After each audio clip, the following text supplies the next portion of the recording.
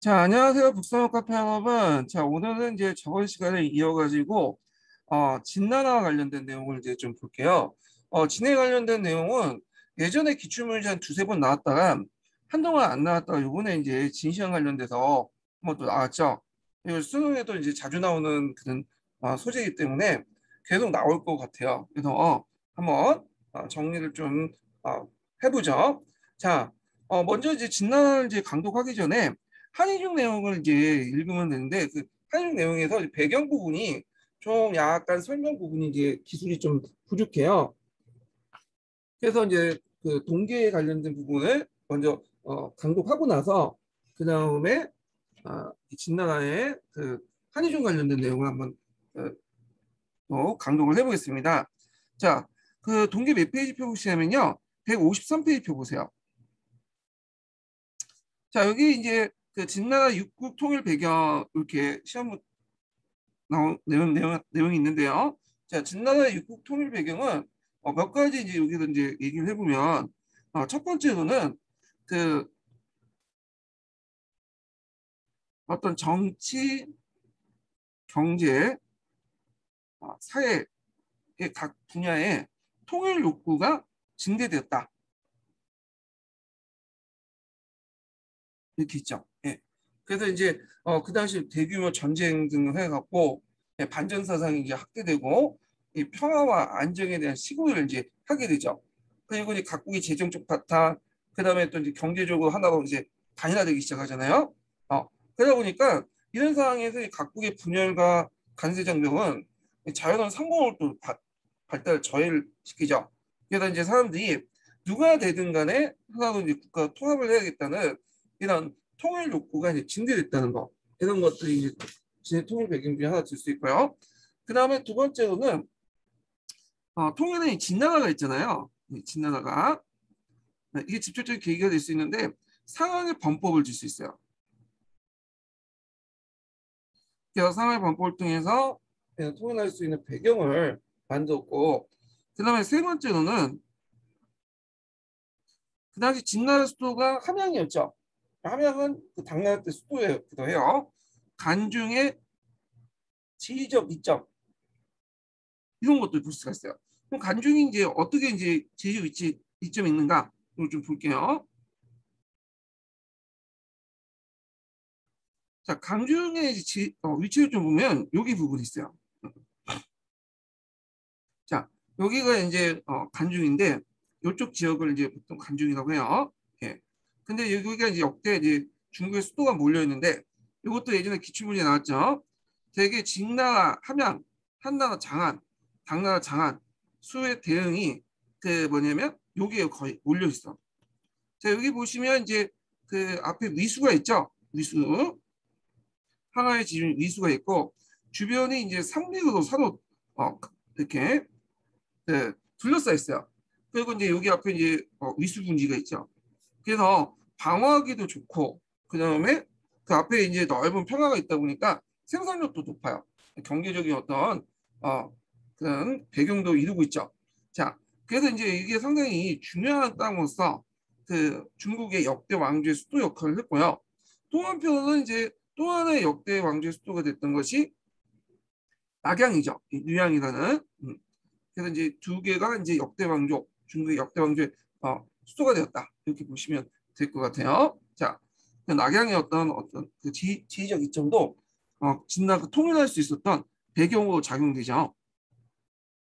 자, 그 다음에 이제 또 하나가 그 당시 이제 중화의식의 형성 이렇게 볼수 있습니다.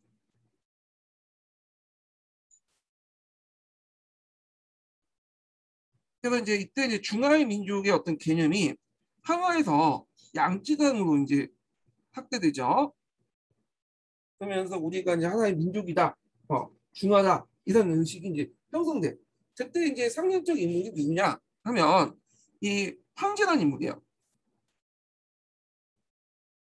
황제. 우리 당군하고 약간 비슷한 개념 인물이죠. 그 저번 시간에 얘기했을 거야. 이 황제라는 인물은 그 역사적 실체를 가지고 있는 인물은 아니라 그 당군 조선하고 마찬가지만 어, 좀 약간 신화적 인물이에요. 그 사망 오제에서 오제의 첫 번째 그 임금이 황제죠. 예. 요때 황은 그 우리가 쓰고 있는 황제의 그 칭호와 달리 누누남자 써요. 예. 그래갖고 이제 이 황제를 기원을 갖고 뭔가 중앙식이 형성됐다. 이렇게 이제 보시면 될 것 같아요. 자, 그러면 이제 한번 내용을 읽어볼게요.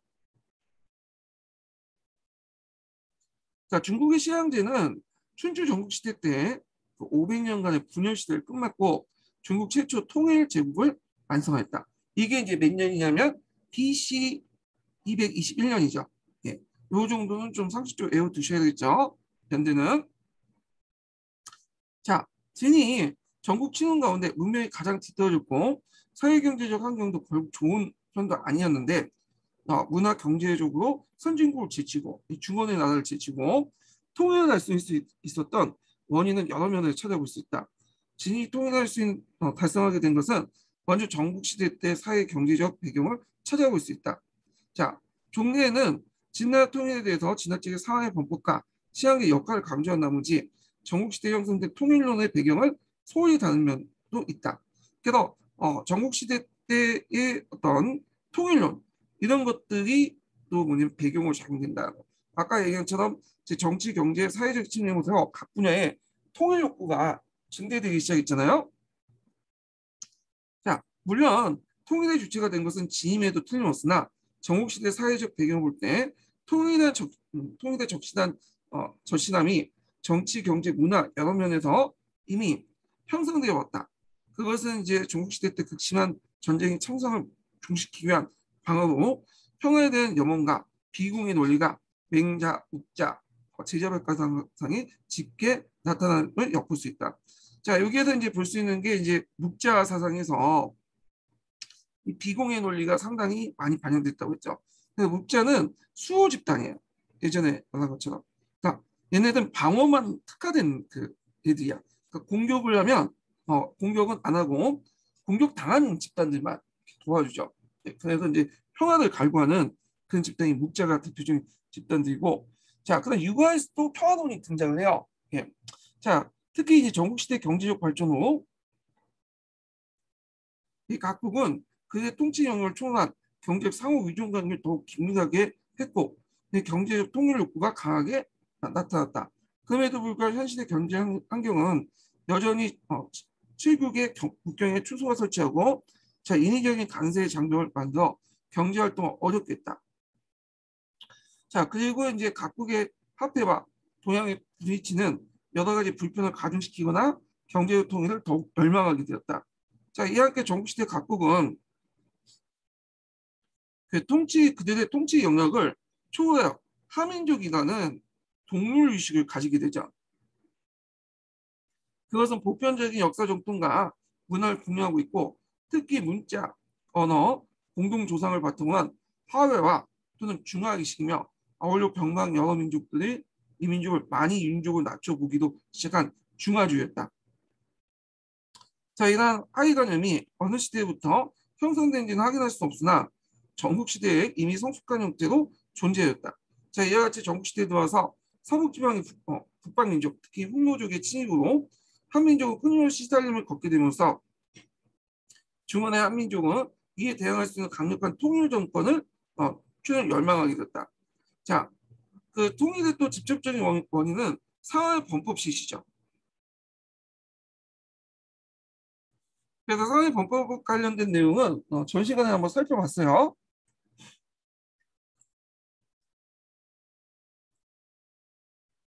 자, 상황의 범법 실시와 진해 부국강경 제조 정책을 빼놓을 수 없다. 2차에 걸친 상황의 범법으로 서북 쪽에 치우쳐있던 후진국이 진이 이자 전국에 강제로 부상할 수 있었고 이러한 정책을 계속 추진하는 것이 통일의 직접적인 원인이 되었다. 특히 상황이 만연한 능력주의 신분 질서에 따라 국가는 재산과 권력 재분배가 실현될 수 있었고 인민의 직접 지배가 용이했다. 자, 이런 과정에서 토지나 부세, 용역의 분배와 같은 능력에 따른 인민의 어떤 신분 상승이 계속되었고 따라서 생산력은 크게 증가될 수 있었으며 가뭄을 중시한 봉건적 계급사회에 탈피하여 활기가 넘치는 인민 능력주의 사회가 마련되었다. 그래서 이제 그의 병사는 용감하고 백성은 생산에 전력하면서 국가적 부역과 그다음에 그 사회적인 발전을 이룩하여 육국 통일에 달성할 수 있었다. 그다음에 이제 네 번째가 진의 이제 국가 위치죠. 예, 함량을 바탕으로 한 진의 국가적 위치의 지정학적 요소도 결국 무시할 수 없다. 그래서 진의 중심이 지대였던 간중지방은 사방이 요새화된 천의 요새지도 요충지도 다른 국가에 비해서 국가를 방어하면서 매우 대단히 유리했다. 간중지방은 이러한 지정학적 이점은 진나라 이후 한수당의 통일 제국을 모든 이곳을 기반으로 추진했다는 사실을 감안할 때 간중지방에 기반한 진의 청화 통일은 지정학적 입장을 충분히 이용을 하였다고 하겠다. 자, 그리고 이제 특히 이제 진이 선진국이 아닌 서북방 지역의 후진 지역에 위치했다는 점도 이 법가주의를 가감하게 추진하고 그다음 북강병을 이룩할 수 있던 요인이었고 그것이 바로 통일과 직결되어 있음을 결국 무시할 수 없는 배경이었다. 그래서 다른 나라와 달리 이제 그 진나라가 번법을 성공할 수 있었던 이유가 서북방이 치워졌기 때문에 민도가 낮은 것도 한몫했다고 했죠. 자, 그러면 이제 시황제 통일 정책을 이제 좀 볼게요. 이번에 나왔던 거지 시황제 통일 정책 관련된 내용이 시험 문제 한번 나왔거든요. 그러면 그 관련된 내용들을 한번 보기도 하죠. 예. 요거는 이제 한의중을 중심으로 좀 볼게요.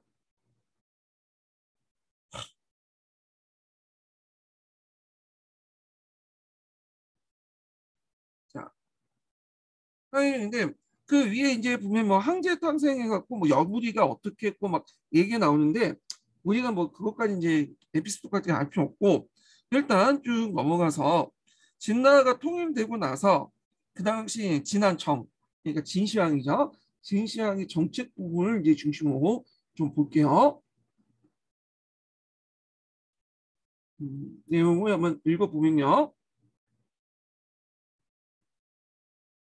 자, 페이지 표 보시면 70페이지 표 보세요. 70페이지.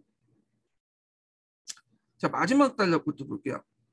자, 천안을 통일한 진안청, 진시황은 먼저 통일국가의 기초를 다지고 있는 정책을 단행했다.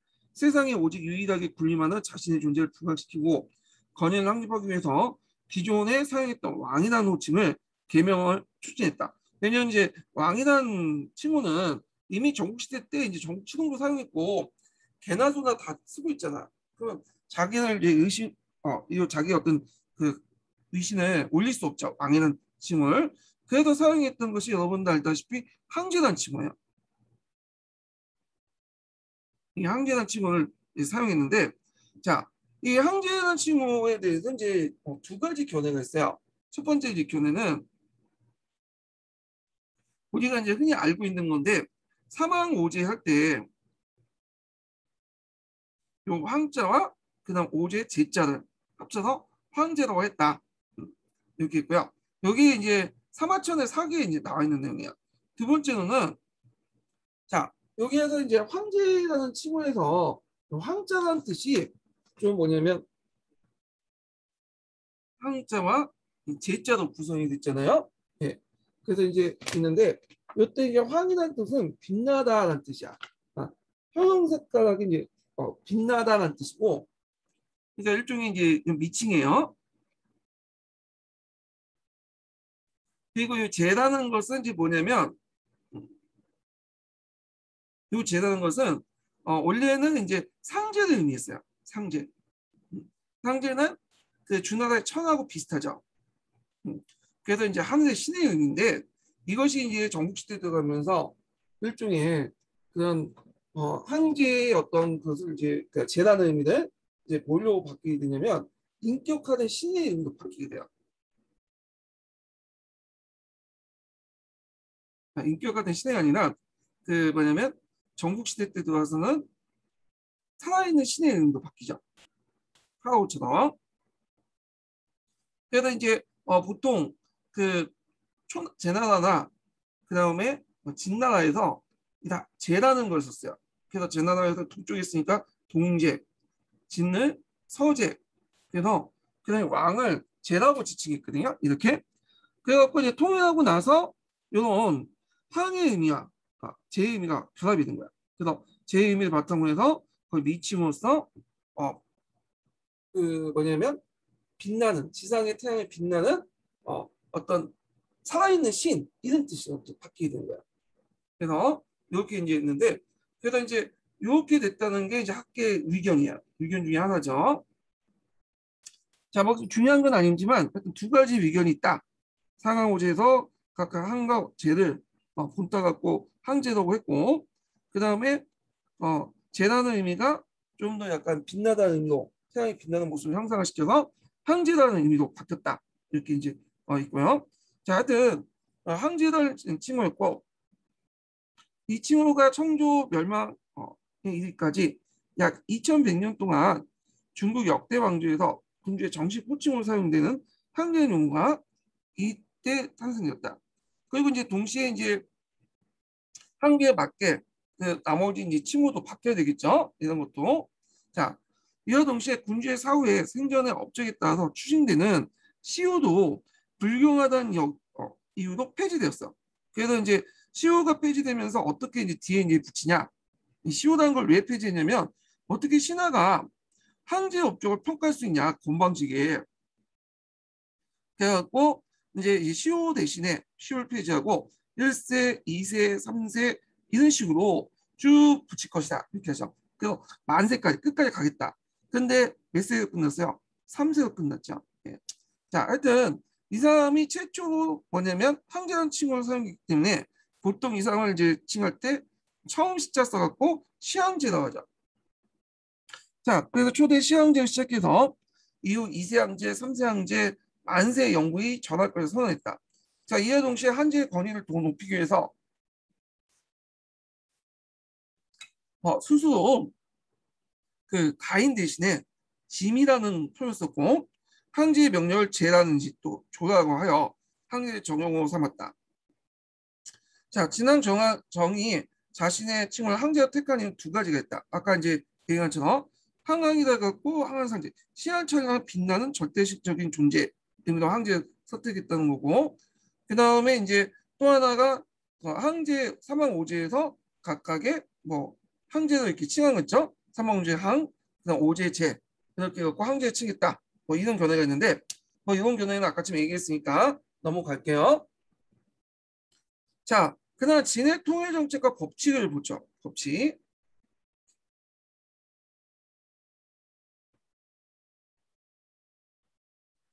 자, 육국이 평정 후에 문제가 된 것은 이 강대한 영토를 어떠한 방식으로 통치할 것이라는 것이다. 조정에 해에서 다수의 관료들은 영토의 강대함과 왕조 수명이 길어진 장점을 들어 주대에 시행된 봉건제를 다시 채용할 걸 제안했다. 이에 대해 이사는 제후의 분쟁이 붕괴된 중앙시의 멸망 원인을 구하면서 전국시대는 새로운 정복제의 대상으로 시행된 9년제를 전 영토에 시행할 것을 방문했다. 그래서 이 당시 통일 후에 이제 지방제도를 어떻게 실시할 것인가 두 가지 견해가 나왔죠. 하나 봉건제, 하나는 9년제. 이 논쟁이 있었어. 그 논쟁과 관련돼 갖고 예전에 기출문제 나왔죠. 산업보나 아시아사에도 그 관련된 사료가 있어요. 한번 찾아보세요. 나중에 제가 이제 그 관련된 것을 좀 감독을 할게요. 예. 그래서 이제 그때 이제 이사라는 사람이 9년제를 주장을 하죠. 봉건제는 왕관이라는 사람이 주장하고 이사가 이제 봉건제를 9년을 시는 이유로 봉건제 폐단을 얘기해요. 봉건제 보니까 9년했다 소. 그걸 하면 또 9년할 것이다. 그래서 시황제가 딱 보기에 9년제를 이제 하자 해갖고 채택을 한 거죠. 근데 전 시간에 얘기한 것처럼 이 9년제라는 것이 진시황 때 처음 만들어진 건 아니고 춘추 중기 때부터 형성돼서 전국시대 때 이제 뭐냐면 널리 확산됐던 거예요. 근데 이걸 이제 뭐냐면 포준화된 단위로 포준화된 시스템, 공간 처리난 포준화된 기준을 가지고 전국화시켰던 사람이 시황제야. 그래서 이 사람은 이제 그 9년제를 처음 실시한 게 아니라 그냥 이거를 자기가 나름대로 9년이라는 어떤 단위를 매기로 해갖고 예전에 뭐 지방제도가 좀 약간 9년제도도 좀 복잡하게 엉켜 있잖아요. 그걸 이제 군과 현을 통해서 표준화시켰다. 그래서 전국화됐다. 전국화시켰다. 이렇게 이제 의미가 있죠. 자, 그러면 그 사람이 시제 표준화된 그 9년제가 내용이 뭐냐 이렇게 이제 볼게요. 자, 이 9년제가 예전에 기출문제 나왔어요. 9년제 내용 쓰라고. 되게 쉽게 나왔죠. 전국을 36개군으로 나누고 그 안에 선을 두고 통치했는데 군에는 지방관을 이제 뒀는데 지방관 한 명만 임명한 게 아니라 세 명을 임명했어. 왜 세 명을 임명했냐면 한 명한테 그 모든 권한을 줄 경우에는 어떻게 되겠어요? 당연히 그 권한이 한쪽으로 뭐냐 쏠리겠죠. 그리고 자기한테 나중에 계기수가 있잖아. 그래서 상호 견제하기 위해서 군과 천을 이렇게 할 때 그 지방관을 세 개로 나눠갖고 이제 했어요. 네. 그래갖고 이제 그 지방관을 보면 그 최의 군의 제일 높은 사람을 군수로 뒀죠. 일단 행정의 총책임자를. 그리고 거기에 이제 군이 군감을 줬어. 군인은 군사를 담당해. 군감은 감찰을 하는 거야. 그래서 서로 상호 견제를 시켜놨죠. 그리고 그 밑에 군 밑에 또 현을 설치했죠. 작은 지역 단위에. 자, 현이도 이제 여기 제일 높은 사람이 현령이에요. 그 다음에 마찬가지로 거기에 군대 군사권을 갖고 있는 사람은 현위예요. 보통 위라는 단위를 쓸 때는 중국이나 이런 데서 우리나라에서도 이게 뭐 군사와 관련된 거야. 그 다음에 그 밑에 이제 뭐냐면 현감이라는 게 있어. 이 사람도 똑같죠. 그래서 이렇게 이제 상호 이제 뭐냐면 견제를 하는 시스템을 만드는 거예요. 자, 일단 보면 자, 군에는 지방장의 군수를 두고 군수의 보좌하고 문서와 사법을 관장한 승, 그 다음에 그 다음에 군수를 관장 감원사 이렇게 있죠. 군감이라고 하죠. 네, 현령의 영을 두고 현승과 현위를 뒀다. 여기 더 추가하자면 승이라는 것도 있어요. 군승이라고. 그래서 군승은 이제 뭐냐면 그 문서하고 사법을 담당하는 그런 사람을 얘기하죠. 자, 그래서 이제 9년에는 행정, 사법, 군사 이렇게 관리들을 견제하도록 하고 황제에게 직접 보고하는 제도였다. 이렇게 있고요. 자, 그럼 지방제도는 이제 이렇게 있고, 요것도 읽어야 되네요. 9년의 관리는 중앙에서 파견하고요. 국가로부터 복록을 받는 관리로서 세습이 허락되지 않았으며 그의 임명권은 황제가 장악했다. 그래서 9년제라는 이 통치 방식은 중앙집권 체제를 의도한 것이다. 또 한편으로는 중앙정부를 이제 중앙의 어떤 제도를 정비하기 위해서 상국 국영 제도를 줬죠. 그것은 이제 한나라 제도 비슷해요. 그래서 대개 보면 한이나 진나라나 이 제도가 비슷하거든요.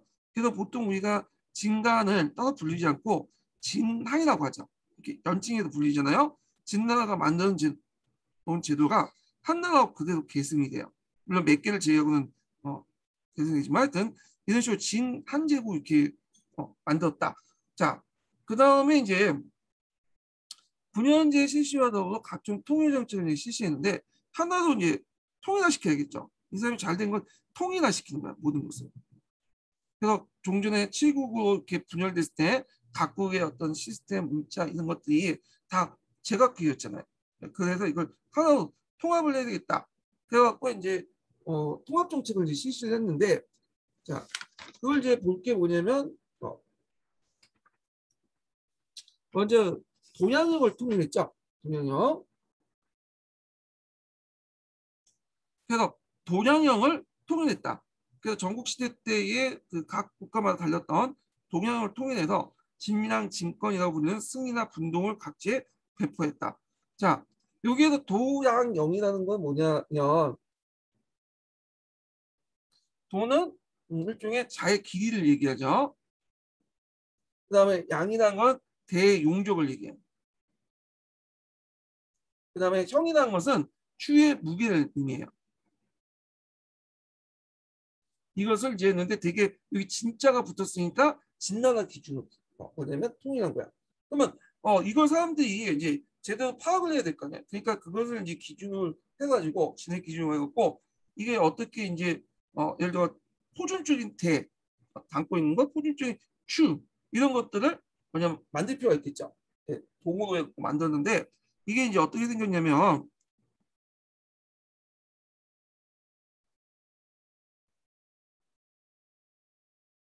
여기 보시면 여기 있어요.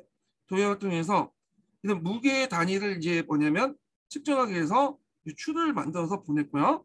그 다음에 또 대의 크기를 이제 측정하기 위해서 포준하던 대를 이제 뭐냐면 만들었죠.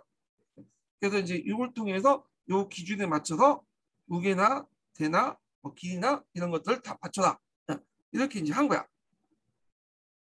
자, 그 다음에 이제 또 하나가 화폐를 통일했죠. 자, 그래서 이제 전 시간에 얘기한 것처럼 화폐도 각 시기마다 이제 각 나라 틀리잖아요. 그래서 포존이라든지 뭐 도전이라든지 모든 것을 폐지하고 무게가 발량, 8g의 동그란 원 안에 사각형의 구멍을 뚫는 발량적을 통했다.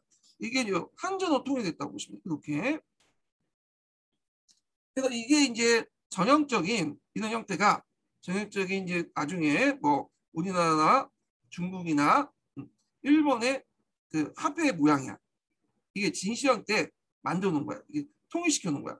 그래서 여기서 보시면 이걸 뭐라고 하냐면 방랑정이라고 해요. 방랑정. 네.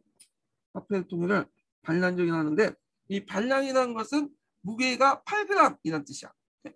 무게가 8g 동전이라는 의미죠. 예. 이 반량정 의미도 외워두셔야겠죠. 자, 그 다음에 이제 여기 보면 이제 그 뭐 고고학적 성과가 있는데 요거는 뭐 각자 읽어보시고 자, 그 다음 세 번째로는 수레의 폭, 차계를 통일하죠. 그러니까 예전에는 이제 차가 날 때 마차를 탔잖아요. 말이 끄는데 이걸 이제 신속하게 이제 하기 위해서 좀 그림 웃기죠. 예, 여기에 개를 만들어가지고 땅을 파갖고 여기에다 바퀴를 달고 바퀴를 이제 여기 지나가겠어요. 예, 일종의 오늘날 철도 라인하고 비슷한 건데 이것이 각국마다 틀렸던 거야. 그래갖고 이것을 이제 통일한 거야. 육척으로. 그래서 육척으로 통일하고 또 전국에 거쳐서 도루망도 만들었죠. 그 다음에 문자도 통일했어. 자, 요거에 이제 좀 기억을 해두시기 요번에 기출문제 나왔던 게 요거와 관련된 내용인데 자, 예전에는 각국의 문자가 틀렸어요. 여기 보시면 뭐 진나라, 제나라, 초나라, 연나라, 한나라, 위, 월, 위 이렇게 다르잖아요. 그걸 당연히 이제 진나라 문자 통일한 거야. 예. 그래서 요때 이제 사용했던 문자들을 뭐라고 하냐면 이제 춘추 전국시대 때 사용했던 문자들을 금속문이라고 해요.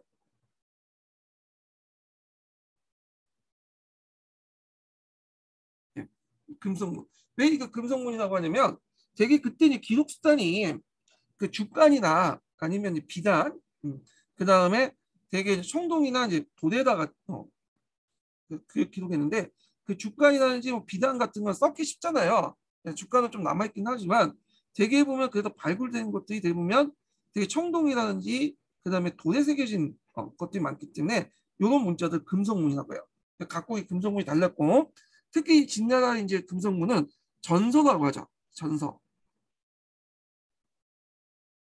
그래서 전서체가 이렇게 좀 개량돼서 소존이라고 하죠. 이런 것들이 이제 통일된 문자로 등장했다. 그러면 이제 이게 좀 정리할 게 뭐냐면 그 당시 진나라 그 전에 문자는 금성문이면 금성문 이전의 문자는 뭘까요? 네, 전 시간에 이제 얘기했던 그 각골문이야. 각골문. 그래서 이것이 금성문으로 바뀌고 그 다음에 또 그 다음에 전소도 이제 바뀌죠. 네, 진나라 때. 그리고 이제 한나라 때 이게 이제 예수로 바뀌어요. 예소죄는 가끔씩 이제 우리나라로 쓰이게 되는데 강개토 대항기 같은 거 있죠. 이 강개토 대항기가 예소죄로 만드니까 예소죄가 좀 약간 좀 뷰티풀할까 좀 약간 그 예술적인 어떤 특징을 갖고 있어요. 좀 장식적인 특징을 갖고 있기 때문에 예소죄는 가끔 써요. 지금도. 예소는 전환시대 때 만들어졌던 거고요. 그다음 후한시대 때 이제 등장했던 것이 해서죠. 해서. 네. 해서가 지금 쓰이고 있는 이제 문자죠. 또 해서를 이제 좀 약간 빠르게 쓴 필기체 형태가 위진남북제 때 등장했잖아요. 이게 초소나 행서가 되는 거야. 네. 이렇게 이제 뭐냐면 중국의 한문이 이렇게 이런 식으로 이제 발전을 했어요. 이때는 전서체, 소전체를 사용했다. 이렇게 이제 보고 있다는 거.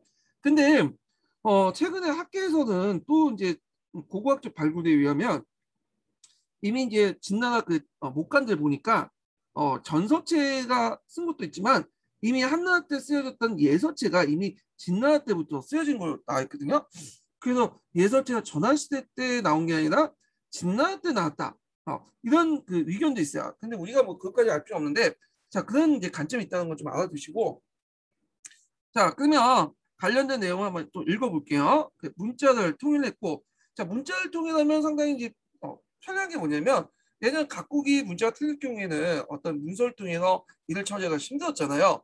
예. 근데 문자가 통일되니까 이 문자 통일하는 문자를 통해서 문서를 뭐냐 쉽게 이제 처리할 수 있어.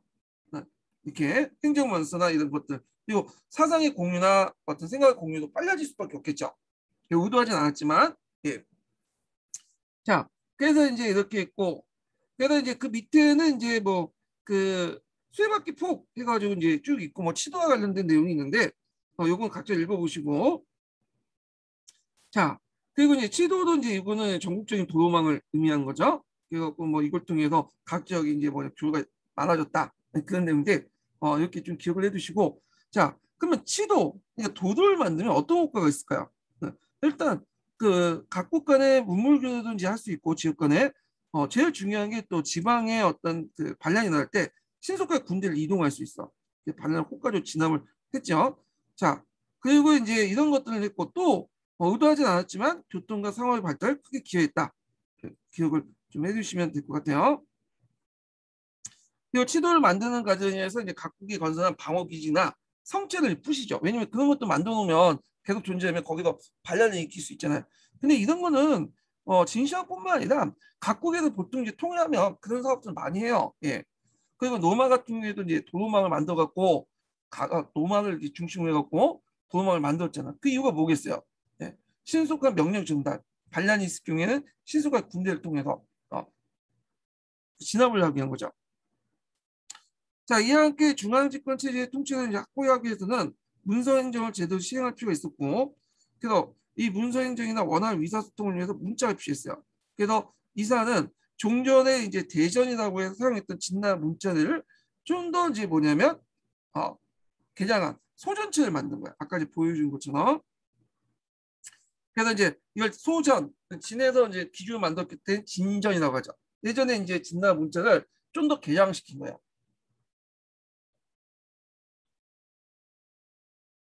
이 소전체를 통해서 그 기존에 그 피해의 복잡한 설치를 간략하게 하고 지방마다 다른 설치를 통일하는 표준 자체를 만들었다.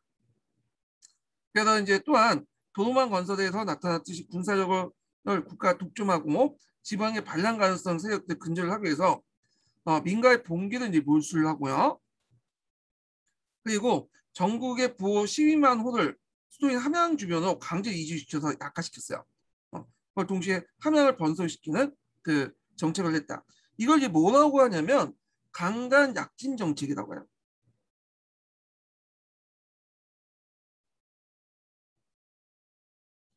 보통 이제 강간 약진 정책하면 그 뒤에 이제 한나라 때 이제 그 당시 제국들을 좀 약화시키는 그 제국의 영토를 약화시키는 그런 정책으로 알고 있는데 이 말이 한나라 때 처음 나왔던 게 아니에요. 이거는 이미 이제 전국 시대부터 이런 말을 사용했어. 강간은 뭐예요? 어, 여기는 그 중앙을 간자, 뿌리 간자죠. 뿌리 간자, 그 중앙을 강화시키고 또 약지는 뭐냐면 지방을 약화시킨다는 거예요. 가지를 약화시킨다는 뜻이죠. 이 강간 약지 정책이 정치시대 때 나왔고 진나라 때도 이런 강간 약지 정책을 실시했고요. 한나라 초기 때도 유방 때도 그걸 했어요. 그래서 지방의 여러 세력들을 장안에 모여 살게 해갖고 견제를 시키는 그런 정책들을 했죠. 그리고 이제 그 우리가 알고 있는 이제 잘 알려져 있는 그 제후왕들의 어떤 견제 정책을 쓸 때도 뭐 이 강간 약지 정책이 얘기 나오죠. 이건 뒤에 얘기했지만 그래서 요거는 이제 사흘문화 한국 그 중국사에 나와요. 사흘문화 아시아사. 예, 거기 좀 읽을 때 다시 얘기를 해볼게요. 자, 이런 벽가적인 통치 정책은 더 나아가서 이제 그 악명 높은 풍소 개뉴를 이기는 사건으로 이그 사상통으로 발전됐다. 자, 이 붕소갱유는 여러분도 알다시피 붕소와 갱유를 합친 사건이죠.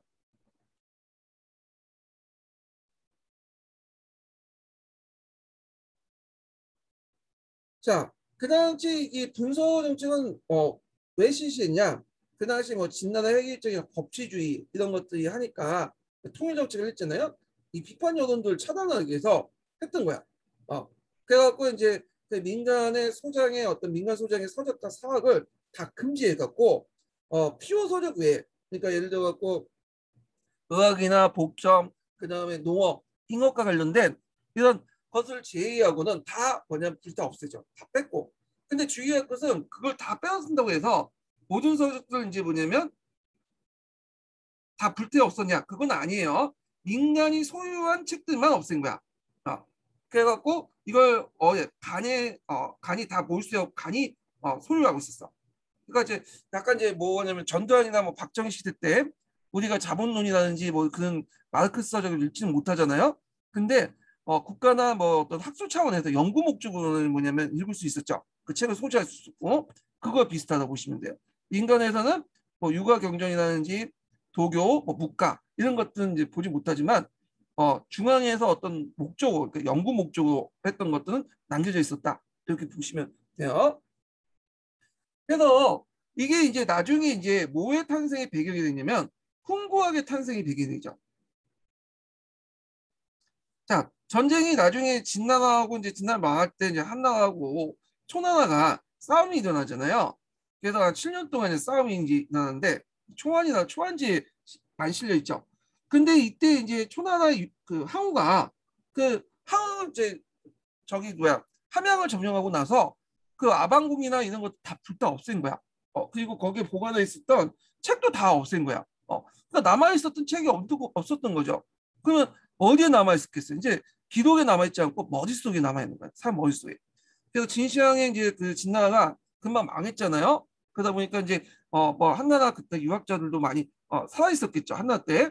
그래서 그 유학자들이 모여가지고 나름대로 자기 머릿속에 있는 것들을 복구를 시켜. 네. 이게 금문경인데 나중에 또 이제 고문서가 발견되죠. 그 직닥바닥이나 숨겨놓은 곳에서 이게 고문경이죠. 그러니까 금문경과 고문경이 서로 치고받고 하는 과정에서 훈구학이 탄생된 어떤 배경이 되었다. 이 분서 사건이 그런 걸 좀 기억을 해두시면 되고요. 자, 갱유인데 갱유는 이제 여기 보시면 파묻다는 뜻이죠. 이 파묻다 갱이죠. 그다음 요째는 유라는 그죠. 유학자를 파묻었다. 이렇게 이제 해석을 할 수 있죠. 근데 이제 요때 유라는 말을 꼭 유학자로 해석할 필요 있냐? 거기 기록에 보면 이거는 이제 시황제가 이제 신선술 동경을 했다고 해요. 불교 장생사상을. 그래갖고 약간 이제 도가에 좀 비슷한 그 당시 신선사상이 있었나 봐. 그래서 그때 이제 방사였던 노생이 이제 말을 듣고 노생이 자기한테 그 진씨한테 가서 인력이나 물자나 돈을 주면 내가 찾아오겠다. 그 제주도까지 갔다는 그 소문도 있잖아요. 그걸 이제 좀 사기를 당한 거죠. 속은 걸로 합부이 돼가지고 갱유 사건을 일으켰다고 해요. 그래서 이때 유자를 꼭 뭐냐면 그 유학자로 해석할 필요 있냐 이 말을. 그래서 있는데 일단은 뭐 여기에서 뭐 유학자라고 해석하고 교과서는 그렇게 하니까 그렇게 그냥 알아두세요 그냥. 자, 그러면 이제 한번 볼게요. 분서라는 것은 서적을 불태워버린 말이고 갱유는 그 당시 자신의 통치 이념을 반대하는 학자를 땅 속에 묻는 것을 말한다. 학자 중에 이제 진의 획일적인 법칙에 불만을 품고 옛것을 찬미하고 시황제 정치를 비난하는 이들이 있었고 자 이를 계기로 BC 213년에 이사의 건의에 따라서 진의 역사서와 의학 그 다음에 정복과 농업관계 이해 서적을 몰수해 30일 내에 소각했다. 그리고 고소에 대해서 논의한 자는 사형, 옛것을 찬미하고 진에 비방한 자는 일족 전체를 죽인다는 금령을 내렸다. 옛것을 찬미한다는 건 주로 이제 주나라 시스템이 좋다, 공권제가 좋다, 뭐 이런 식이겠죠. 되게 이제 상당수가 유가들이 많았을 것 같아요. 예. 자, 이 분석은 이미 상하이 범법을 통해 진국 내에 실시된 것인데 이를 이제 전국적으로 확대한 것이죠. 그 목적은 그 민간 서적들의 서적과 사학을 금지하고 그것을 간이 소유하여 간악으로 일어나는 데 있었다. 따라서 분서력이 반포된 이후에 수 함양에 여전히 육아의 경쟁이 소장되고 있었으며 박사들에 의해서 정리 연구되고 있었다. 그러니까 간에서 가지고 있었다는 거지 다 없앴던 거 아니야. 예. 그래서 간에서 연구하고 그걸 소장을 하고 있었던 거죠. 우리 박정희 정두환 시대 때 그 마르크스 서적들을 민간에서 못 읽게 하지만 국가 차원에서는 연구를 했잖아요. 소지하고 그걸 비슷하다고 보시면 돼요. 자, 갱유는 신선수대의 어떤 동종의 그 계기가 되었는데 분서를 다음에 자신의 속인 방사 노생에 대해서 신선학파라고 보고 있어요. 이 사람들. 하프이도 유학자를 포함 460명의 학자들을 함양에 파묻어 죽었는데 이것은 학자와 학문에 대한 탄압적인 대표적인 사례였으며 후세의 신학자들, 시학자를 비난하는 근거가 되었다. 그래서 보통 교과서에서는 유학자라고 얘기를 하고 있지만 그 발달이 됐던 사건이 아까쯤 얘기한 것처럼 방생이기 때문에 이 사람이 유학자는 아니에요.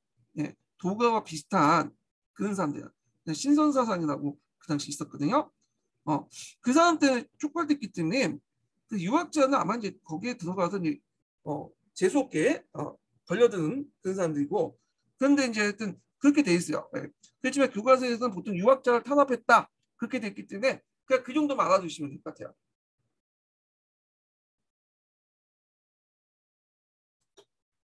그 임용시험에서 너무 많이 알면 다쳐요. 예, 그러니까 적당히 하세요. 교과서나 기본서 수준에서 적당히 하는 게 중요해. 예. 자, 그 다음에 이제 있고, 그 다음에 시황제 장자였던 부소는 학자품 인물로서 갱유상 사건 때 시황제를 간언했지만 도리어 부친의 노영호사 북변에 주둔하였던 몽용을 감독하는 명물 북변에 쫓겼는데 거기 사기에 보면 이제 부소하고 이제 홍해가 있거든요. 그래서 첫 번째 부소가 좀 약간 괜찮은 사람이었어. 그 밑에 이제 홍해는 좀 약간 어리석은 인물이었고, 그래서 이제 있는데 안타깝게도 나중에 부소가 이제 시향에 죽고 나서 그 뭐냐면 죽게 되죠. 그 당시 참변을 해갖고 죽게 되는데 그 두 번째 아들이 이제 즉위가 돼요. 그래서 참 이게 문제가 됐죠. 예. 그래서 이제 진시황이 이제 금방 망했는데 자, 그 사생활까지는 우리 알 필요 없고 다만 여기에서 이제 알 것은 모견이라는 사람이야. 여기서 한번 좀 외워두셔야겠죠. 그 당시 북변이 이제 왜 이렇게 중요해? 모견이 그 당시 이제 그 북쪽에 이제 홍노족이 있었죠. 전국 시대부터 홍노족이 있었어요. 그래서 홍노족을 이제 막기 위해서 북변에 파견됐고 그래서 요때 이제 땅을 좀 약간 넓혔어. 그 땅을 오두스까지 이제 가서 망랑까지 점령했었다고요. 오두두스라는 곳이 있는데 그래갖고 여기에 이제 중심을 갖고 만리장성을 쌓았다고 하는데 이 만리장성은 진시황 때 큰 만들어 놓은 건 아니고 예전에 전국 시대 때 진이라든지 제다라든지 그 다음에 연나라 그 다음에 조나라 이렇게 그 북방의 경계선에 있던 나라들이 장성을 만들었어. 홍노족을 이제 막기 위해서. 그래서 서로 이제 연결 붙이는 사업이었거든요. 자, 하여튼 그래갖고 이제 오늘날 이제 최초 만리장성이 그때 만들어졌죠. 그 뒤에도 있지만 한번 읽어볼게요. 계속 말 미리 했던 거고요. 자, 그 뒤에도 있어요. 그냥 통일제국의 황제로서 시황제 천하를 주유하면서 태산의 제사를 지내고 봉선의식을 하죠. 그리고 이 봉선의식, 태산이라는 것은 이제 그 상서성이 아니라 저기 뭐야 상동성 부근인가? 네. 상동성 부근에 있는 그 조그만 상이야. 네. 거기 있는데 이게 뭐 한라산보다 그 높지가 않다고 그래요. 근데 그 주변에 평야지대이기 때문에 그게 우뚝 그 되게 높게 보여요. 그래서 주나라 천자들이 역대 주나라 천자들이 태산에 가갖고 먼저 땅의 제사를 지내고 하늘의 제사를 지냈어요. 이걸 이제 봉선의식이라고 하죠. 이 봉선의식은 중국의 황제만이 제사를 지낼 수 있는 거야. 예. 근데 한데 이제 주나라의 권위가 약해지고 주나라 약해지니까 이 봉선의식 그만뒀다가 나중에 시황제가 이제 봉선의식을 했고요. 그걸 통해서 황제 권위를 가시했죠. 예. 하늘의 명을 받은 천자로서 이제 의미를 부여한 거야. 자, 이 봉선의식은 나중에 이제 한 무제 때 또 해요. 이 무제 때. 예. 자, 그래서 나중에 이제 그것 때문에 그 누가 사마천의 아버지였던 사마담이 죽게 되는데 이걸 나중에 좀 얘기를 할게요. 자, 국내 통치가 본 궤도에 오르게 되자 그 통일한 다음에 순행을 해요. 순행. 그래서 이 순행이라는 것은 각지에 돌아다니는 거야. 예. 그리고 거기에 비석을 세우죠. 자기 이제 통치와 관련된 내용들 적어서. 그리고 병사하기까지 10년 동안 시도를 통해 도를 통해서 총 5회 수행을 했다. 수행이 난 천하를 통해 돌며 지방 정치나 백성들의 생활을 실체하는 것을 말한다. 또한 태산 등 명산에 올라 통일과 민생에 대한 자신의 공적비를 많이 세웠어요. 그래서 그곳에 전하게 되는데 이 공적비 내용이 이제 교과서에 있고 그 다음에 또 이제 사를 보는 그 동아시아사 있죠. 거기에도 나와 있어요. 사를 보는 아시아사에도. 그래갖고 이거 좀 기억을 해두시고 요때 비슷한 시기 때 아소카 왕이 있었어요. 이 아소카 왕도 인도 전역에 어떤 돌아다니면서 자신의 어떤 그 공적비를 세웠잖아요. 예. 자, 그리고 이제 우리나라도 이제 뒤에이지만 뭐 신라 때 진흥왕 때 돌아다니면서 순수비를 세운 것도 이런 것들 진시황의 어떤 것들을 이제 본받은 것도 있어요. 예. 중국의 황제들 그러니까 우리도 일종의 황제국 나라서 그걸 했다. 예. 자, 2차부터 5차까지 순행의 의도에 대해서는 불교장사에 구하는 신성사사가 결부해 해석하는 것이 일반적이다. 그러나 순행 도중에 태산에서 청멸받은 왕이 그 공업의 완성을 천지 신에게 보고하는 제사의 봉선을 경영한 것을 보아 순수한 신성사사가 보기 어렵다. 시황제 수행은 상식적으로 순수했지만 돌아다니는 것지만 정복지 백성들에게 황제의 위엄을 가시함으로써 통치의 기반을 공고히 하려고 하는 정치적인 의도가 있음을 부인하기 어렵다. 자, 그러나 하루에 약 30kg가 되는 문서를 결제했을 정도로 점력가였던 시황제가 점차 노쇠가 되면서 생에 대한 강한 예측을 갖게 되고 장생을 기원하고 불사의 비약을 추구하는 노력했다. 진나라 멸망 결정 요인이 된 것이다. 뭐 이거는 제 생각에는 뭐 저자의 그냥 생각인 것 같아. 이거는. 자, 그 다음에 이제 여기에는 진승 5강의 농민반란을 볼게요.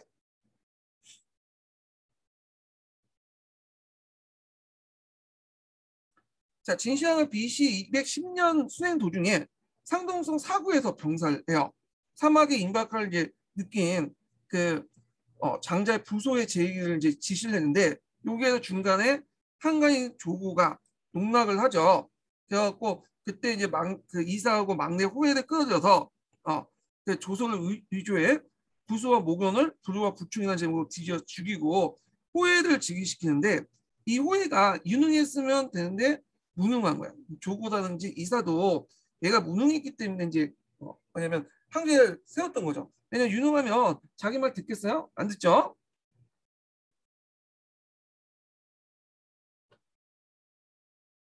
자, 그 결과 이제 부소가 이제 자살했고 그 모겸이 이제 그 체포되어 자살됐다. 호해가 2세 황제로 즉위됐고 이듬해 이제 한간했던 조거가 난중령을 임명하여 실제 이제 조구가 이제 정치의 실권을 장악했다. 그래서 이제 이때 이제 자기 반대파를 다 쳐내죠. 반대파 종신이나 고관돌. 심지어 한동안 이제 손을 잡았던 이사도 쳐내서 죽여. 예. 그래갖고 이제 백성들은 또 여전히 그 당시 아방궁에 있었어요. 여러분도 알듯이요. 진시황 때 만들었던 아방궁인데 아직 완성되지 않았어. 그 축제에 대공사가 동원됐으며 요역의 징벌과 가혹한 법치가 계속되었고 진나라의 불만과 원성이 점차 높아졌다. 자, 시황제가 이제 뭐냐면 세 가지 대규모 통일광선을 했는데 이런 것들도 이제 뭐냐 진나라 멸망의 원인이 돼요. 첫 번째는 여러분도 알다시피 만리장성이 있죠. 예, 만리장성.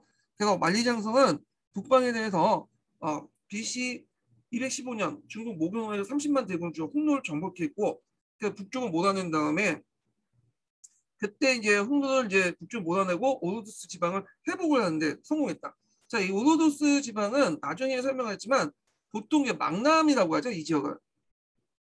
그러니까 여기가 촌 지역이면서도 약간 농경하고 이제 그 혼합된 지역이에요. 이게 노동자 땅이거든요. 그래갖고 주로 이제 여름에 그 유목민들이 여기 와서 풀을 뜯고 이제 다시 막북지역으로 이동을 하는데 이 홍로족, 그러니까 유목민주의 경제 근거지를 장악을 했던 거야, 이 지역을. 그래서 그 지역을 이제 설치하고 군현 설치하고 제수도 강제로 이주시켜 수비를 군권이 하는 한편 그리고 BC 214년부터 이 지역을 영구히 확보하기 위해서 그 당시 홍대 침입을 방어하기 위한 요동에서 농소군에 일어난 약 5,000km의 그 장성을 쌓았어요. 그러니까 지금의 장성보다도 좀 북쪽에 있어요. 북쪽에 위치가 있는데 잠깐 이제 좀 보여드릴게요. 예전에 여기 있죠. 그래서 이제 진나라가 세워진 그 만리장성의 위치에 대해서는 학계에서 지금 말이 많아. 왜냐면 지금 이렇게 지금 남아있는 명나라 만리장성은 남아있잖아요. 그래서 이제 산해관에서 가역관까지 있는데 요 진나라 만리장성은 이렇게 벽돌로 만들어진 장성이 아니라 흙을 다져가지고 만들었거든요. 판축투법이라고 하죠. 흙을 하나하나 더 다져갖고 만든 토성이야. 그래서 지금 남아있는 것들이 제대로 없어요. 되게 유구들이 남아있죠. 이렇게 흔적들만 남아있는 거야. 그 학자들이 이제 이걸 가지고 이제 연구를 해갖고 지금의 만리장성이 한 요 정도면 약간 북쪽에 위치했다고 보고 있어요. 이게 그래서 요동까지 이제 있는데 어떤 학자들은 이제 동국공정에서 그 만리장 끝이 요동뿐만 아니라 어디까지 저쪽 평양선까지 있다. 한반도까지 들어가서 그래서 고조선도 우리 땅이다. 고조선이 중국 땅이다. 뭐 이렇게 주장하는 학자도 있는데 자 하여튼 그것을 제대로 이제 뭐냐면 파악하지 못하고 있어요. 그 만리장성의 진시황이 만들고 나서 역대 왕조들이 또 만들고 해요. 그래서 북방의 그 유목민족과 남방의 농경민족들 어떤 경계선 역할을 하고 있죠. 오늘날 만리장성은 여기 이제 사진을 볼 수 있듯이 그 벽돌로 만들었고요. 이건 명나라 때 만들어진 거야. 그래서 산해관부터 해서 가역공까지 이렇게 만들어진 만리장성이고 요 만리장성 만든 것은 홍루종을 막기 위한 것이 아니라 그 몽골족들을 막기 위한 거죠. 그래서 이거 좀 기억을 해두시고요.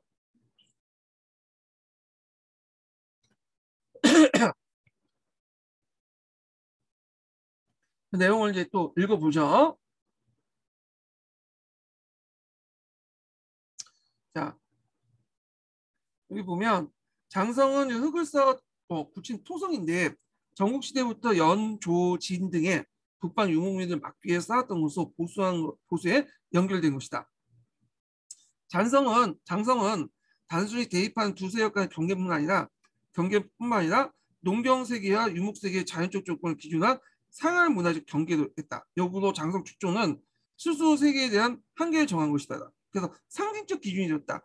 근데 이제 문화적 기준에서 의미는 있지만 군사적 측면에서는 그렇게 의미는 없어요. 왜냐면 그 만리장성에 다 군대를 다 배치시킬 수 없는 거고 한 곳에 뚫려가지고 이제 그걸 뚫려서 뒤로 치는 방식으로 해가서 하기 때문에 그렇게 의미는 없어. 이 만리장성이 큰 군사적 역할은 큰 못해요. 크게는 못하고요. 또 신라형제가 이제 여러 곳에 정복 사업을 하는데 그 중에 하나가 이제 남쪽의 정복성이죠. 그래서 BC 214년에 현재 간동과 강서, 베트남 북부 세력을 떨치고 있는 남월 왕국의 군대를 파견해서 진의 지배에 복속시키게 되죠. 그래서 이제 잠깐 위치를 좀 보면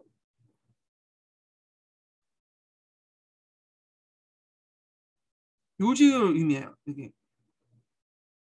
양쯔강, 그러니까 주장강이라고 하죠. 여기 주장강, 주장강 요 이때를 의미하죠.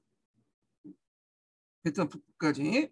여기는 그 당시에는 월족이라고 나왔어. 월족. 우리나라 베트남의 어떤 선조가 되는 민족이 강동, 강서, 뭐 복건 이런 지역에 살고 있었는데 원래는 이 지역은 이제 중국의 영역은 아니었어요. 진나라 이전까지는. 근데 이 지역을 장악을 하죠. 그리고 한나라 때도 이 지역을 장악하면서 요 지역이 일종의 뭐냐면 중국 영역 포함이 돼요. 그래서 그 강동, 강서, 뭐 복건 이렇게 이제 그 지역에 살던 사람들 보면 약간 베트남하고 비슷하게 생겼죠. 베트남하고 좀 약간 한국인하고 좀 다른데 아마 베트남 쪽에 이제 연결됐기 때문에 그럴 것 같아요. 예. 그리고 이제 그 성조도 뭐 그 사성이라면 이쪽은 8성이죠. 강동원 때는 베트남은 16성이 되고 그래서 베트남에 좀 영향을 많이 받았는데 하여튼 이 지역이 그 당시 중국의 영향이 포함되기 시작했다. 예. 그래서 이렇게 이제 활발한 정복 싸움을 통해 이런 정복 싸움을 통해 영역이 만들어졌잖아요. 그래서 이제 오늘날 말하는 중국의 원형의 어떤 영토가 만들어진 거야. 중국의 원형의 영토는 뭐냐면 한족들이 살고 있는 영토죠. 그래서 한족들이 되게 요게 살고 있거든요. 그래서 이 진나라가 나중에 이제 그 말 자체가 차이나의 기원이 됐던 것이 이런 이유죠. 중국의 어떤 그 원형 한족도에서 살고 있는 영토의 기반이 됐기 때문에 만들어놨기 때문에 그런 거죠. 네. 자, 뭐 이렇게 이제 기억을 해두시면 될 것 같아요. 자, 그 다음에 다시 읽어볼게요. 자, 그 다음에 이제 만리장성 외에도 여상릉이니 뭐 아방궁이니 이런 것들을 만들었죠. 그래서 이제 BC 212년 호공인의 수도였던 함양이 좁다는 이유로 새로운 궁전 조용을 개시했다. 그래서 이 아방궁이라는 궁전이 앞부분인데 지명은 입시 호칭에 불과했고 중궁되기 전에 진이 멸망되기 때문에 정식 명칭이 없고요. 그래서 지금 발굴됐어요. 그래서 아방궁 유적지가 그 밑에 있죠. 이 아방궁은 이걸 그냥 놔뒀으면 좋은데 그 당시 유방이 이제 유방이 난다. 그 항우가 함양에 들어오면서 불타 없앴죠. 그래서 지금 남아있지 않고 이게 이제 뭐냐면 유적지만 남아있어. 자, 그리고 아방궁이 지상 궁전이라면 지하 궁전 시황제와 주기와 동시에 착공 여상능이죠. 예전에 고대 시대 때 그 왕이나 황제는 자기가 살아있을 때 무덤을 만들어요. 이걸 순응이라고 하는데 그건 이제 신앙제도 이제 같이 했던 거죠. 예, 자기가 살아있을 때. 자, 그래서 이제 이게 나중에 발견돼요. 그래갖고 이제 병마용갱이 여기에서 발견되죠.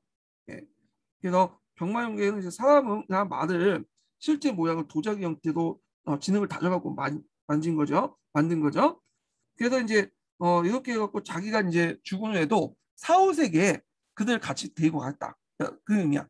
근데 이게 좀 약간 그래도 예전보다는 좀 나아진 거야. 예전에는 이제 은나라 때는 사람을 죽여가지고 데려왔잖아. 근데 이거는 실제 사람을 죽인 게 아니라 병마 용객을 만들어갖고 대신하는 거야. 예. 좀 약간 사람들 인식이 이제 좀 더 진전되었다. 이렇게 보시면 될 것 같아요. 자, 그 뒤에 내용은 이제 각자 읽어보시고. 자, 그래서 이제 이렇게 이제 만리장성이나 치도건설 등등 여러 가지 토목공사를 해갖고 많은 사람들을 동원을 했어. 예. 그리고 또 이세양제가 이제 그걸 또 그대로 계승을 했죠.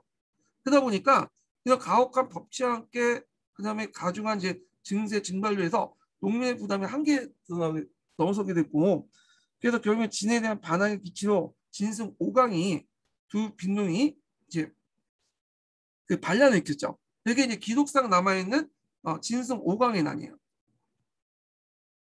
중국 최초 중국 최초의 농민 반란이라고 하죠. 진승 5강의 난.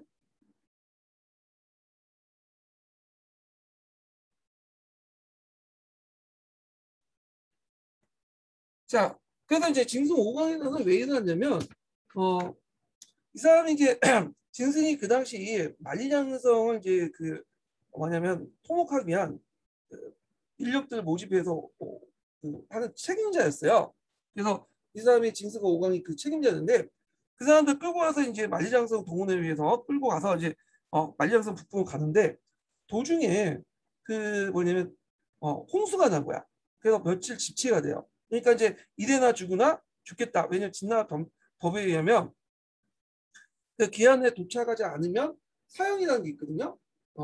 그래가지고 어차피 이에 도착하다 죽으나 여기 반란이거나 죽으나 똑같다고 생각을 해갖고 반란을 일으킨 거야. 예. 그래갖고 그 당시 이제 그 뭐냐면 이 진승 오강이라는 학살이 되기 시작해요. 예. 물론 나중에 이제 진나 노예 군대에서 진압되긴 하지만 이 진승이라는 사람은 또 유명하죠. 여러 말을 또 해요. 그래서 그 연작이 어찌 홍국의 뜻을 아요. 재미나 참새 같은 작은 새가 큰 새 뜻을 알 수 있느냐. 그리고 우리가 많이 듣는 왕후장생의 시가 어디 따로 있겠느냐. 이 말이 진승에 나와 있는 거예요. 예, 진승이 했던 말이에요. 예. 자, 그럼 한번 볼게요. 자, 이세왕제 그 원년에 해수 가까이 있었던 대타형이란 두 사람은 대타형에서 두 사람은 국변 수비하기 위해서 징발된 농민 900명이 꾸고 반란을 일으켰다.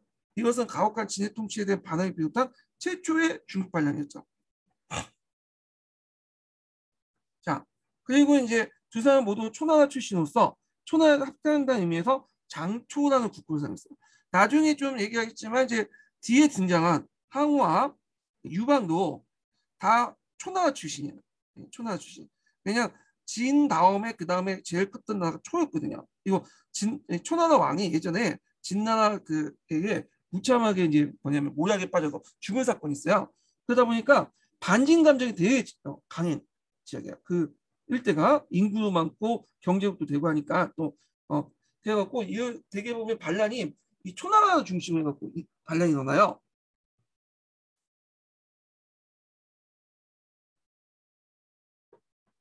그래서 사방의 봉기 참여를 호소했다. 그래서 가중한 노역감, 가혹한 법치에 시달리고 있었던 농민들은 중앙에 파견된 갈리드의 되고 사회하고 이에 호응했다. 이 중 강소성의 폐원에서 병사를 일으켰던 유방과 강소성 소주부군의 오중에 거부했던 항호가 가장 유력했다. 그래서 항호는 귀족 출신이고요. 그 다음에 유방은 농민 출신이죠. 예. 그리고 항호보다 유방이 좀 약간 나이가 10살 정도 더 많아요. 이 사람이. 자, 그래서 이제 뒤에 이제 얘네들끼리 싸우게 되는데 뒤에 좀 얘기하고요. 그러나 진승 5강은 주력군이 진군의 반격을 받아 이 노예 군대로 구성된 진군의 반격을 받아서 패배함으로써 불과 반년 만에 사라지고 그들이 세웠던 농민 정권이 붕괴되었다. 자, 그러나 그들의 봉기는 각지의 반진 봉기를 유발했고 마침내 BC 2206년 진이 멸망하고 만다. 또 단기간에 왕조를 수입했던 진승의 행동은 이후 유방에 의해서 한왕조의 성립에 성공가 된다. 그래서 진승 5강에 나는 비록 반란에 진압을 했지만 이 반란을 계기로 해서 초나라 지역에 반진 봉기들이 일어나는 계기가 되었고요. 그리고 유방의 한왕조의 성립에 큰 뭐냐면 선고가 되는 거죠. 나는 역사적 의미가 있어요. 그래서 예전에 한번 이 진승 5강의 난에 대해서 시험 문제가 나왔어요. 2차 기출 문제. 그러니까 진승 5강의 난 자체보다는 후대인 평가와 관련된 내용이에요. 그래서 이제 요거는 이제 그 한의중이나 거기 없기 때문에 거기 뭐야 동계 없기 때문에 좀 얘기를 해드릴게요. 네. 그래서 진승 5강의 기록에 난 이제 그 책이 두 개가 있죠. 사기하고 사마천이 지었죠. 그 다음에 그 한서가 있어. 방구에. 근데 요 진승 5강에 대한 평가 달라. 사기는 상당히 긍정적으로 봐요. 농민 반란을 긍정적으로 평가를 하죠. 민중들의 봉기를. 네. 그리고 이 진실한 사람을 원래는 이 사람은 이제 열전에 넣어야 되잖아요. 네. 왜냐면 인물이니까 인물의 제후가 아니잖아요. 근데 이 사람을 진승 세가에다 집어넣어요. 그래서 상당히 높게 평가해요. 이 사람을요. 네. 진승 세가에 대해서 제후는 아니었지만 제후에 걸맞는 행동을 했다. 역할을 했다. 그래서 진승 세가에서 넣고 이렇게 높게 평가를 했고, 근데 이제 방구가 졌던 한서에는 반대로 이 농민 반란에 대해서 부정적이에요. 근데 그 전에 이제 시대적 상황을 봐야 돼요. 한서 이전에 방구가 살았던 그 전에 신나라가 있었잖아요. 신나라 마지막 말기 때 정매의 난이니 뭐 농림의 난이니 하면서 농민 반란들이 있었잖아요. 그러니까 이제 그거에 대한 좀 부정적인 견해를 갖고 있는 거야. 이 호족 출신 방구 입장에 볼 때는. 예. 그리고 이 진승을 새가 뭐 그때 새가가 없었지만 하여튼 이 사람을 이제 좀 약간 부정적으로 평가했다. 이렇게 기억을 해두시면 돼요. 농민 반란도 부정적이고 진승도 부정적으로 다 평가했다. 예. 그런 거 그래서 반영 열전에 집어넣어 이 사람을. 그래갖고 이 사기의 그 사마천의 사기와 그다음에 방구의 한서가 이렇게 이제 진승 오관이라는 평가가 달라. 평가가. 예. 요것도 좀 같이 기억을 해주세요. 제가 이제 2차 기출문제 분석에다가 그걸 좀 적어놨거든요. 예. 참조를 해주시고요. 자, 그래서 이제 있고 진승은 장초 정권이 멸망하자 항우와 유방이 두각이 나타나기 시작했는데 항우하고 유방은 출신 자체가 특이죠. 항우는 초나라 때 대대로 장군을 지냈던 귀족 가문 출신이고요. 그리고 신장도 크고 계력도 지녔다고 해요. 군사적 능력이 되게 뛰어나. 유방은 초나라 출신이고 농민 출신이야. 그러니까 중국의 황제 중에 농민 출신으로서 왕이 됐던 황제가 됐던 사람이 두 명 있죠. 한나라 유방과 그다음에 명나 주원장 있죠. 예. 그래서 어릴 때 이제 유협이 돼서 유협이라는 것은 이제 좋게 말해서 유협이지만 양아치 정도 했다고 보시면 돼요. 양아치 돌아다니면서 항해에 도달해서 치안을 담당하는 정장을 지냈고 군도에 수용이 되었다. 예. 그래서 이제 항우와 유방은 초에 해왕을 맹주로 해서 요거는 이제 왜냐면 해왕은 그 당시 억울하게 죽은 초나라 왕이 있었어요. 예. 그래갖고 이제 초나라 왕의 후손을 찾았어. 그래서 이 사람을 해왕이라고 이제 모시고 뭐냐면 봉기를 했던 거죠. 왜냐면 그 당시 초나라에서 이제 그 당시 그 초나라 왕의 예전에 왕실에 대한 어떤 그 정서들이 남아 있잖아요. 그래서 그걸 이용을 한 것 같아요. 그래서 그 해왕이 맹주하고 먼저 진해 수도인 함양에 입성하는 사람이 진해 봉건인 간중의 왕이 되기도 약속했다. 항우는 진해 주조권을 격파하고 진격했지만 유방은 이제 진왕실의 내분을 틈타서 먼저 함양에 동치했다. 여기에서 이제 항우와 유방의 이제 뭐냐면 전술차원에서 나오죠. 항우는 군대를 이용해서 이제 치고 나가는 거야. 근데 유방은 뭐 싸움도 있지만 대개 보면 싸우지 않으려면 그냥 뭐 적당히 타협하고 그다음에 또 상대방 약점을 파고들고 이제 하는 그런 전략 전술을 하게 돼요. 자, 그래서 이제 먼저 유방이 도착을 했어. 근데 유방은 진해 궁정이나 창고에 봉인해 이들 보존하는 데 주력있고 가혹한 이제 그 법치에 시달렸던 사람들에게 안정시키는 법 3장의 원칙을 내세웠죠. 법 3장은 진해 법을 모두 폐지하고 사람을 죽인 자는 사형, 상해 입힌 자나 도둑질한 자는 각각 정도에 따라 처벌하자는 원칙이자 약속이었다. 자, 유방보다 1개월 늦게 한국간에 도착한 항우는 40만 대군을 거느리고 있었는데 이때 이제 항우는 정예병 40만인데 유방이 가지고 있는 병력은 고작 10만이었어요. 그것도 그 항우의 군대에 비해서 오합지졸이었어. 자, 비록 약속 때도 이 사람이 이제 그 뭐냐면 그 지역을 간중 지역을 이제 차지할 수 있는 권한을 가지고 있었지만 일단 심의 안 되잖아요. 그래서 이제 일단 그 유방하고 항우가 잔치를 열기 서로 이제 만나게 됐어요. 그래서 이제 홍문에서 이제 해결을 했는데 그게 유명한 홍문지예요. 그때 이제 항우가 얘를 죽이려고 했죠. 그 항우의 참모가 한 명 있었는데 제가 이름을 까먹었는데 그 참모가 죽이려고 했는데 그 당시 항우가 미그적 해가지고 결국에는 유방이 도망쳐 나와가지고 간신히 살아남았던 그런 회담이 홍문지예요. 요거 외워두세요. 하도 이제 유명하니까. 네. 자, 그래서 이제 홍문지혜라고 한다. 항우는 함양으로 진격해 진앙주를 멸망시킨 했으나 자신의 우유부담으로 인해 결국 유방의 죽일 길을 놓쳤다. 항우가 멍청한 게 유방은 일단은 이제 항우로 들어오니까 함양으로 들어오니까 물러났어요. 제가 먼저 점령해도.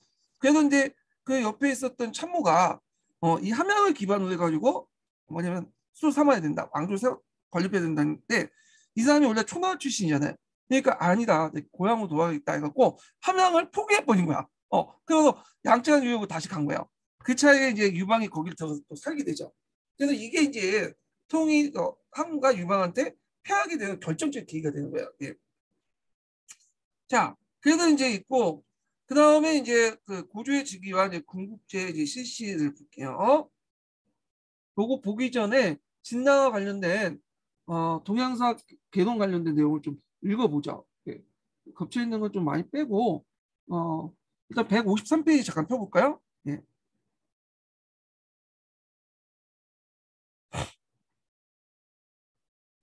자, 153페이지에 보면 155페이지 보세요. 예. 시향제 통일 정책이 있죠. 시향제 통일 정책. 그 앞에 했던 내용하고 이제 거의 비슷하니까 넘어갈게요. 예. 쭉 보시고 자, 그 다음에 이제 이게 뭘 읽냐면 진나라 역사적 의미들 볼게요. 통일 의미. 요걸 좀 읽어보죠. 요 앞부분도 좀 볼게요. 네. 여기에서 여기까지 통일 사업과 관련된 내용이 여기 자세히 안 돼 있더라고요. 아니, 영토 확장과 관련된 내용이 체계적으로 안 돼 있었고 이거 한번 읽어볼게요. 자, 안으로 통일 사업을 수행하는 한편 밖으로 적극적인 대외 경략을 추진했다. 당시 이제 서북 지방에 있던 홍로는 그세력이 강하여 이웃에 있었던 동어와 월질과 대립을 하면서 자주 중국의 북변을 침입했다. 그래야 홍로에 인접하고 있었던 진나라, 조나라, 연나라 등 각국에선 장성을 쌓아서 방비했는데 시황제는 천하 통일을 위해 장군 모경으로 하여금 홍로를 북으로 몰아내었고 종래 장성을 수축 연결해 이른바 만리장성을 완성했다. 자, 그래서 이제 이렇게 이제 만리장성의 크기, 위치가 나와 있죠. 예.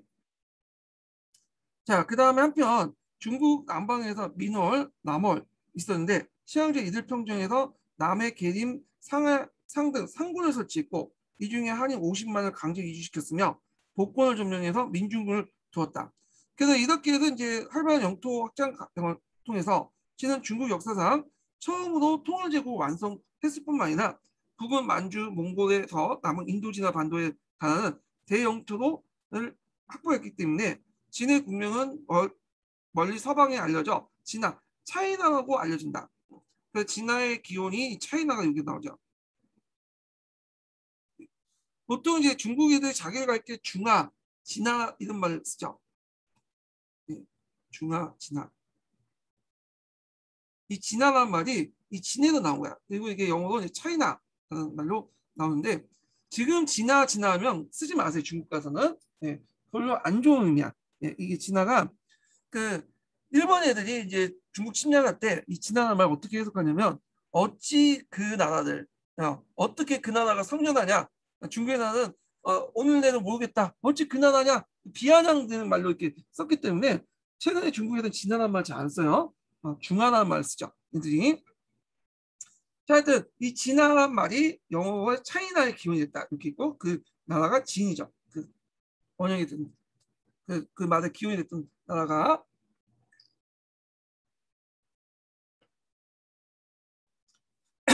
자, 그 다음에 이제 여기 보면 이제 진해 통일과 황제 통제 전형 해가지고 진나 역사적 의의가 나요. 이게 예전에 한번 기출문제 나왔어요.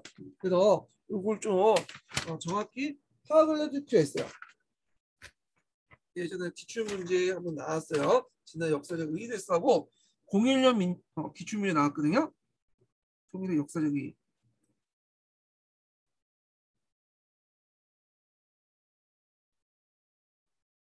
자, 그러면 이제 여기 읽기 전에 좀 한번 정리를 해보면요. 자, 일단 첫 번째로는 중국 역사상 최초의 통일제국을 추진시켰다.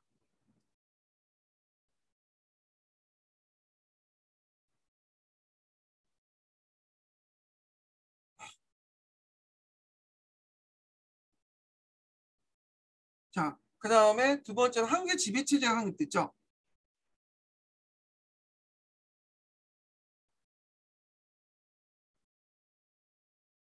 그리고 이제 이 한계 지배체제의 근간이 되는 뭘 완성시켰죠? 군연제를 완성시켰죠. 중앙집권적 어떤 군연제. 그래서 동아시아 각국의 국가 통치의 중요한 틀을 형성해요. 그래서 진시황을 뭐 좋아하는 사람도 있고 그다음 비난하는 사람도 있는데 그만큼 이제 그 사람이 이제 저기 존재감이 강했기 때문인데 하여튼 진시황을 싫어하든 그다음에 그냥 좋아하든 간에 떠나서 그 사람이 만든 정치 체제가 동아시아 각국에 영향을 준 것은 확실한 거죠. 자, 그다음에 이제 세 번째로는 이 만리장성을 쌓았잖아요. 만리장성의 의미는 뭐 군사적 의미는 없지만 이걸 통해서 농경지대를 확보하는데 의미가 있다. 이걸 계기가 이제 북쪽은 유목지대, 밑에는 농경지대 의미가 있었죠. 그리고 또 하나가 이제 중국 영토의 원형을 이뤘다.